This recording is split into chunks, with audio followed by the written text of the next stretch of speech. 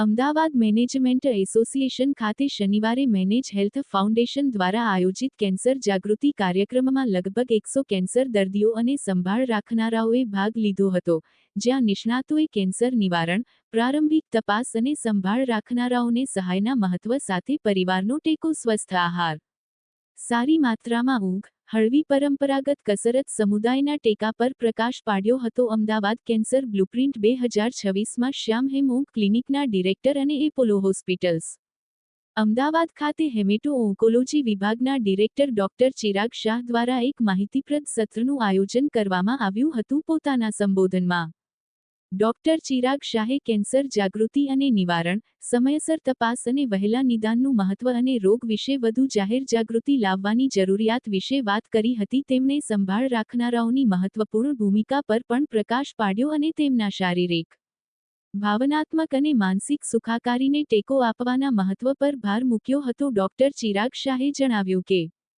દર્દીઓ પર ખૂબ ધ્યાન કેન્દ્રિત કરવામાં આવે છે, તેમ છતાં સંભાળ રાખનારાઓ ઘણીવાર કેન્સરની યાત્રાના અદૃશ્ય સ્તંભો હોય છે. તેમના સમર્પણ, શક્તિ અને ભાવનાત્મક સમર્થનનો દર્દીની સારવાર અને સ્વસ્થતા પર ઊંડો પ્રભાવ પડે છે. સારા પરિણામો માટે યોગ્ય માહિતી, માર્ગદર્શન અને સમર્થન સાથે સંભાળ રાખનારાઓને સશક્ત બનાવવું જરૂરી છે. કેન્સર નિવારણ વિશે જાગૃતિ લાવવી અને વહેલા નિદાન માટે નિયમિત તપાસને પ્રોત્સાહન આપવું એ પણ એટલું જ મહત્વપૂર્ણ છે.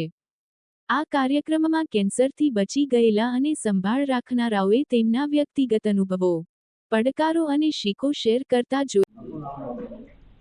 હું ડૉક્ટર ચિરાગ શાહ, એપોલો હોસ્પિટલમાં સિનિયર કેન્સર સ્પેશિયાલિસ્ટ અને શ્યામ ક્લિનિકના ડાયરેક્ટર.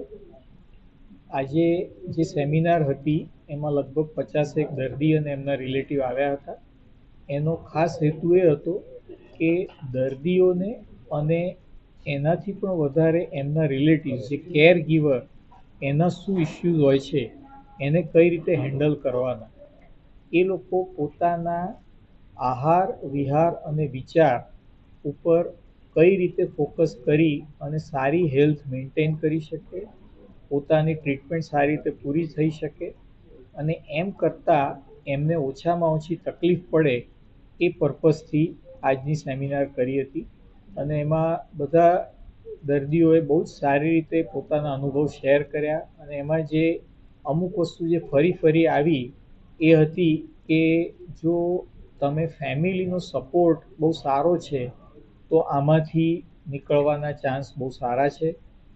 કેન્સરથી ડરવાનું નહીં, બીજા કેન્સરના દર્દીઓ સાથે વાત કરો કે એમની શું જર્ની હતી અને પોતાનું આહાર જે છે એ ઘરનું ખાવાનું, હેલ્ધી ખાવાનું રાખો, નિયમિત ટાઈમ ટેબલ મેન્ટેન કરો, સમયસર સૂવાનું, ઉઠવાનું, લાઇટ એક્સરસાઇઝ, યોગાસન, લાઇટ પ્રાણાયામ કે એવું કરો.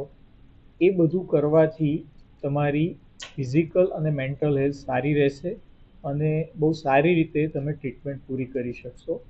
તમારી હેલ્થકેર ટીમ જોડે હંમેશા ટચમાં રહો. એક ડાયરી બનાવીને એમાં બધા પોઈન્ટ્સ લખો. તમારા સવાલો એ ભૂલી ના જવાય એટલે એમાં રાખો. બધી વિગતો કઈ રીતે સમયસર, કયા કયા સમયે શું ટેસ્ટ થયા છે, શું ટ્રીટમેન્ટ થઈ છે, એની વિગત રાખો.